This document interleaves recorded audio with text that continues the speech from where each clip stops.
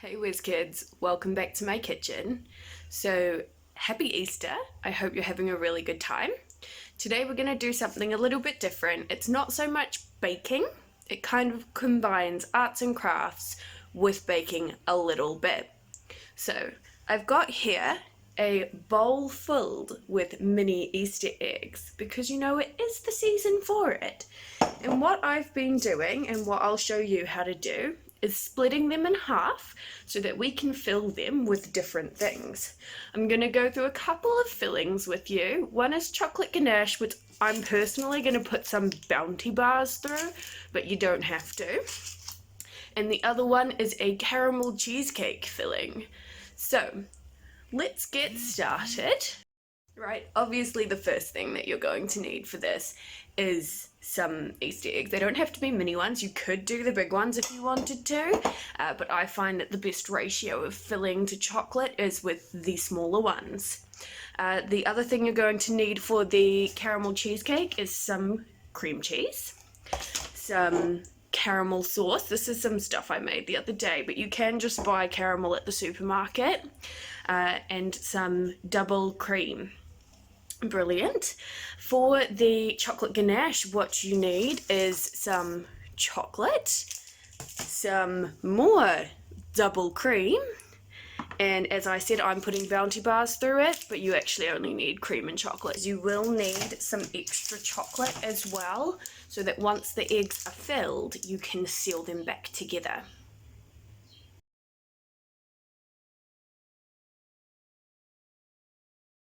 Right, in terms of equipment, what we're going to need to separate the eggs is a sharp knife, so ask your parents for help, and a mug. We are also going to need our kettle filled with water because you need boiling water to help melt the chocolate and separate the eggs.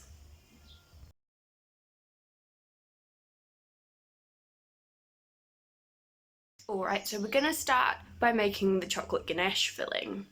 So grab your cream and your chocolate. What you want typically is the same amount of chocolate as you have cream. So if you're using 100 grams of chocolate, you want 100 milliliters of cream.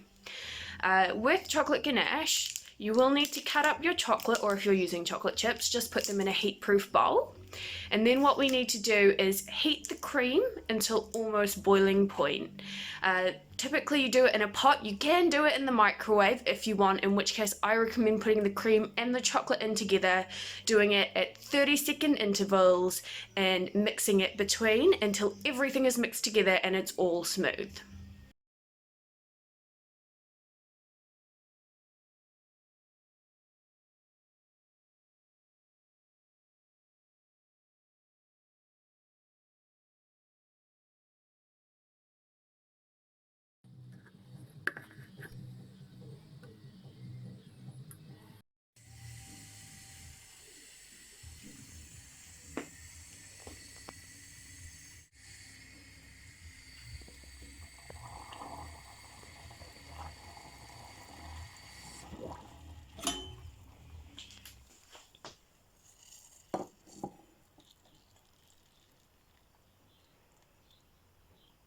So once you've reached the point where you've chopped your chocolate, heated your milk and put them together, you want to leave it for about 30 seconds to a minute just to let the cream actually melt the chocolate a bit.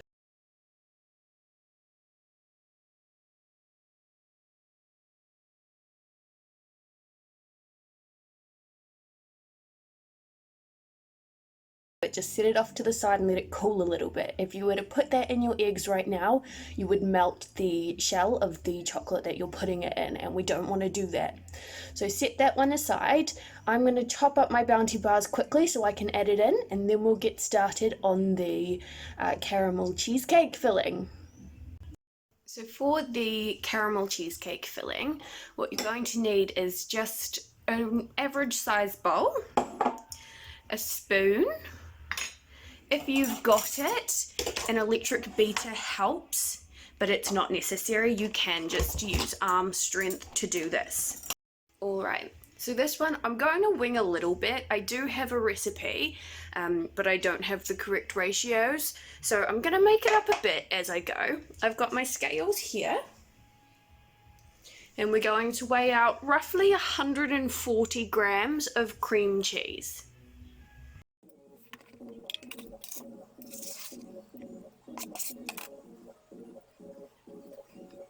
Right, next we're going to add our cream. We need roughly 80 mils of cream to 140 grams of cream cheese. So we'll pop that straight in the bowl. And I just need to grab my other one. There we go. And then the most important part of a caramel cheesecake is the caramel. Now you can melt it a little bit first if it's a bit firm, but otherwise just grab your spoon and pop it in. Now the recipe I have does say about 40 grams of caramel, but that depends on how much caramel you like, okay?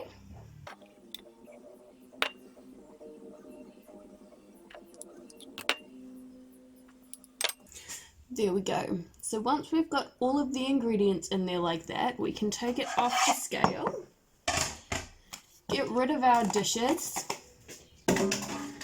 and use our electric beater to mix this all together. Or as I said, if you don't have an electric beater, you can just use a spoon and some elbow grease. What I also forgot to add is you can add some icing sugar as well. Now I've added a fair amount of caramel to mine, so I probably won't need any icing sugar. But if you're adding the recommended amount, then also add about 2 tablespoons of icing sugar just to add a little bit of extra sweetness.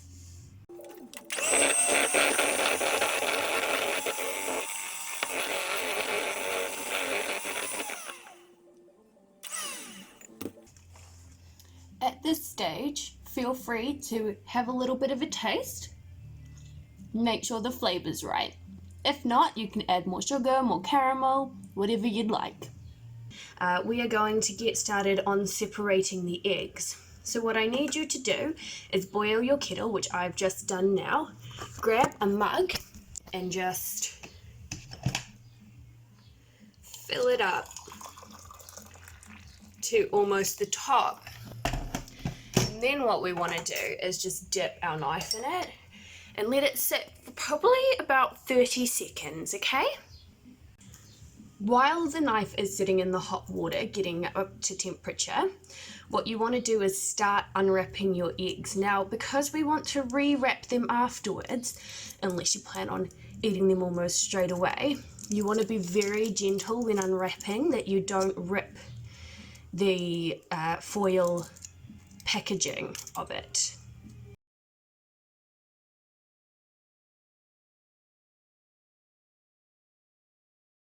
So now we will start on separating them. You are going to need your parents' help with this one, so go and get them if they're not already there. Alright, so grab your knives and one of your eggs.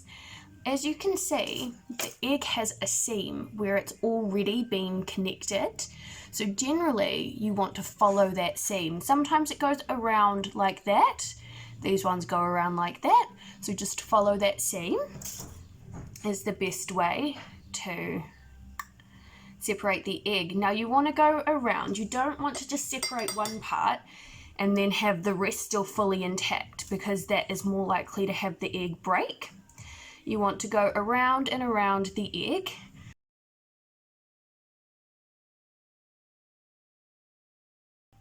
Like so, guys. You are going to want to be very careful while doing this. And you're going to want to dip the knife in the water several times to reheat it, because it will cool down very quickly. But yeah, just keep going and do this to the rest of your eggs. Alright, so once all your eggs are separated, we can start filling them. Right, so I've got my extra chocolate that will melt after we've filled them. My Bounty bar that's all chopped up. The caramel cheesecake filling. Some extra caramel just in case you want to put a tiny bit in the center. The chocolate ganache and all of my separated eggs.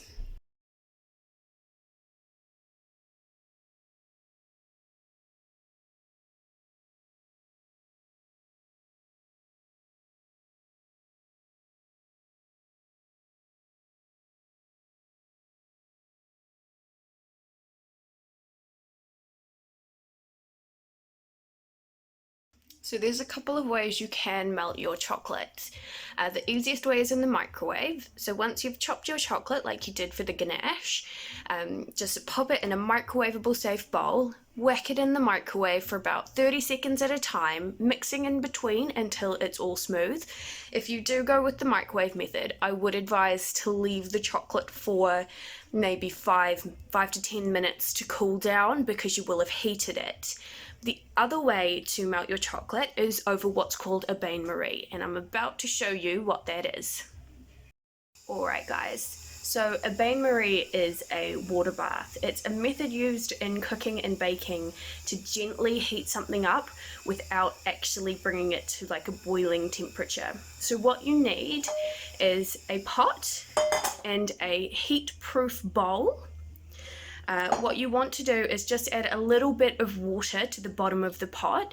You want to make sure that your bowl can comfortably sit on top of the pot like that, because you don't want the water to touch the bottom of the bowl. So as you can see, you just want a very small amount of water in the bottom of the pot. When your chocolate is in your heat-proof bowl like this, take it over to the stove and just place it on top of the pot like so. Next, what you want to do is turn your stove on.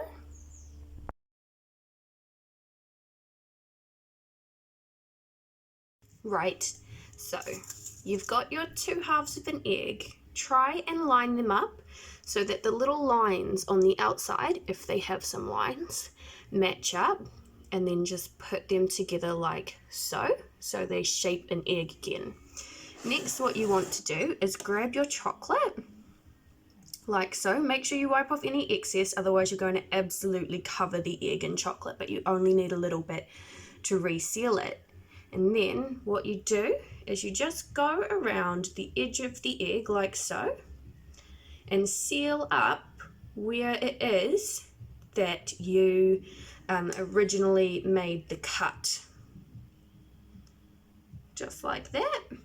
And then you can wipe off any excess and fill in any parts you missed, and then just pop it back on the foil, carry on with the rest of your eggs, and then we'll put them in the fridge to set.